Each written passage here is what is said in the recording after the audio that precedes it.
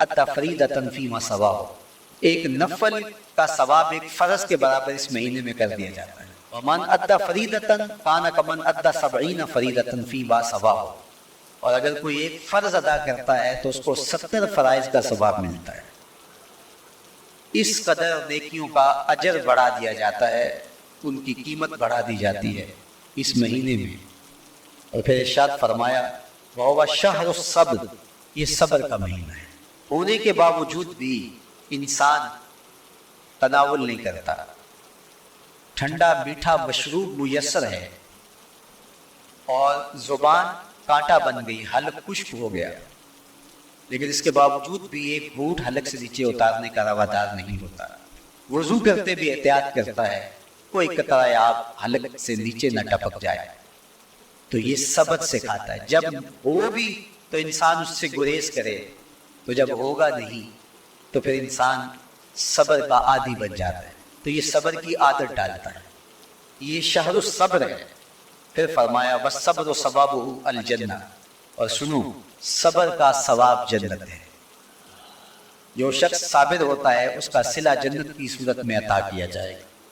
وشہر المواسات، اور یہ ہمدردی کا مہینہ ہے، باہمی پیار کا مہینہ ہے، الفتیں بانٹنے کا مہینہ ہے، نرم دلی کا مہینہ ہے، ایک دوسرے کے احساس کا مہینہ ہے.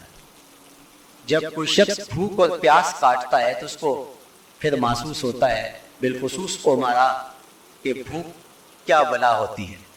اور جو نان شبینہ کو ترستے ہیں اور جنہیں کھانا میسر نہیں آتا، ان کی زندگیاں کتنی تلخ ہوتی ہیں. تو بھوک اور پیاس احساس پیدا کر ان لوگوں کا کہ جو اللہ کی دی ہوئی نعمتوں سے محروم ہیں. تو اس لیے یہ ایک قسم کا رحم دلی کا مہینہ، پیار بانٹنے کا مہینہ ہے، یہ الفتیں تقسیم کرنے کا مہینہ ہے. وَشَهْرٌ يُزَادُ فِيهِ رِزْقُ الْمُؤْمِنِ، اور یہ ایسا مبارک مہینہ ہے جس میں مومن کا رزق بڑھا دیا جاتا ہے. روزہ کھانا بچانے کے لیے، یہ اخراجات کم کرنے کے لیے نہیں ہے، بلکہ اس میں آپ کا رزق اور بڑھ جاتا ہے. ایسی ایسی نعمتیں کھانے کو ان لوگوں کو بھی نصیب ہو جاتی ہیں عام دنوں میں جو ان کا مقصود نہیں ہوتی. دسترخوان لگتے ہیں، افطاریاں ہوتی ہیں، سحری کے لمحات ہوتے ہیں. کوئی کسی کو ویسے کھانا کھلائے تو اس دسترخوان پہ کھانے کے لیے آنا اس کا اور رنگ ہوتا ہے. لیکن افطار کا دسترخوان جب بچھتا ہے اور لوگ جب اس کے اوپر آتے ہیں، امیر بھی آتے ہیں، غریب بھی آتے ہیں، تو اللہ کی دی ہوئی نعمتیں جو دسترخوان پہ پڑی ہوتی ہیں ان کو اٹھاتے ہیں، کام و دہن کی تسکی کا سامان کرتے ہیں. عزت نفس بھی مجروح نہیں ہوتی اور طرح طرح کی نعمتیں کھانا بھی دستیاب ہو جاتی ہیں. تو یہ ایک مہینہ ہے مواسات کا، اس میں رزق بڑھ جاتا ہے اور غربا تک بھی اللہ کی نعمتیں وہ پہنچتی ہیں جو عام دنوں میں ان کو میسر نہیں ہوتی.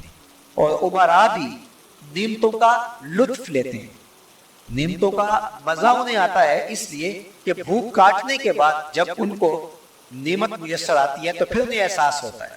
جو شخص ہر وقت سیراب رہتا ہے تو اس کو کیا پتا کہ شدید بھوک کے بعد کھانے کا لطف کیا ہوتا ہے. سخت پیاس کے بعد میٹھا اور ٹھنڈا مشروب جب رگوں کو تر کرتے ہوئے معدے تک پہنچتا ہے تو اس کی تراوت، اس کی ٹھنڈک، اس کی لذت، اس کا کیف و سرور، اس کی عذوبت اس طرح راحت بخشتی ہے. اسی لیے میرے اور آپ کے آقا و مولا نے ایک دوسرے مقام پہ ارشاد فرمایا للصائم فرحتان، فرحۃ عند فطرہ و فرحۃ عند لقاء ربہ. روزے دار کے لیے دو خوشیاں ہیں. ایک خوشی اسے تب ملتی ہے جب وہ روزہ افطار کرتا ہے، وہ لمحے مسرتوں کے ہوتے ہیں، ایک روحانی احساس ہوتا ہے. اتنا لمبا دن، اتنا سخت دن، گرمی کی شدت، مالک تیرا شکر ہے لمحہ اختتام پہنچا اور یہ اتنا لمبا دن تیرے حکم کی تعمیل کرتے ہوئے بسر ہو گیا. ایک تو روزہ کھولتے ہوئے وہ ایک سرشاری ہوتی ہے، وہ ایک لذت ہوتی ہے، روحانی تسکین ہوتی ہے. آج کل وہ افطار کے دسترخوان لگتے ہیں تو جس طرح ہمارے سارے معاملات جو ہیں وہ ملوث ہو گئے ہیں ریا سے، تصنع سے، اس طرح افطار بھی ایک فیشن کے طور پہ فروغ پا رہی ہے. تو اس میں عمرا کو اور شخصیات کو بلایا جاتا ہے، اور ایسے لوگ کثرت کے ساتھ ہوتے ہیں جن کا روزہ بھی نہیں ہوتا، تو پھر ظاہر ہے رسمن تو اتنی دیر تک وہ کچھ نہیں اٹھا سکتے جب تک اذان کی آواز نہیں آتی، افطار کے لمحے نہیں آتے۔ تو اس وقت جو روزہ دار ہوتا ہے جب وہ مشروب لے رہا ہوتا ہے، جب وہ کوئی لقمہ اتار رہا ہوتا ہے، تو اس کی جو فرحت ہوتی ہے، اور جس نے روزہ نہیں رکھا وہ بھی افطار کے دسترخوان پہ بیٹھا ہے، تو کیا اس کو کوئی روحانی حظ، کوئی سرور، افطار کے لمحوں کا کوئی لطف مل سکتا ہے؟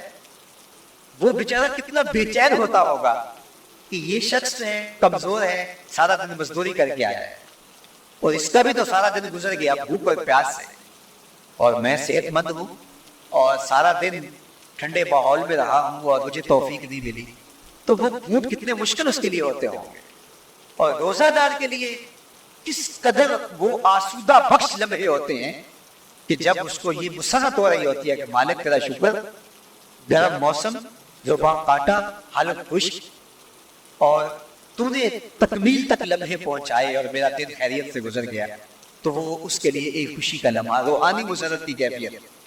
اور دوسری کہ جب وہ ٹھنڈا اور میٹھا مشروب، سارے دن کی سوکھی ہوئی زبان اور خشک حلق، اور انسان کی جو ہے وہ رگیں بھی، انتڑیاں بھی خشک ہو چکی ہوتی ہیں، تو ٹھنڈا اور میٹھا مشروب جب انسان کے معدے کی طرف بڑھ رہا ہوتا ہے، زبان بولے نہ بولے، ایک ایک رواں اللہ کی حمد بول رہا ہوتا ہے، اور تشکر انسان کے رگ و ریشہ سے ادا ہو رہا ہوتا ہے، اور اس کی کیفیت، اس کی سرشاریاں، اس کی لذتیں وہ دیکھنے کی ہوتی ہیں۔ تو بعد سائے میں فرحت آتا، روزے دار کو تو ایک فرحت اس وقت ملتی ہے اندہ فطر ہے جب وہ روزہ کھولتا ہے، روحانی فرحت بھی، جسمانی فرحت بھی، وَفَرْحَةٌ عِنْدَ لِقَاءِ رَبِّهِ، اور دوسری فرحت اور دوسری خوشی اسے تب ملے گی جب اس روزے کے سلے میں اللہ تعالیٰ اپنے رخ انور سے پردہ اٹھا دے گا اور روزہ دار کو اپنے دیدار کی دولت عطا کرے، تو وہ پھر منظر دیکھنے والا ہوگا، روزہ دار کی آنکھیں ٹھنڈی ہو جائیں۔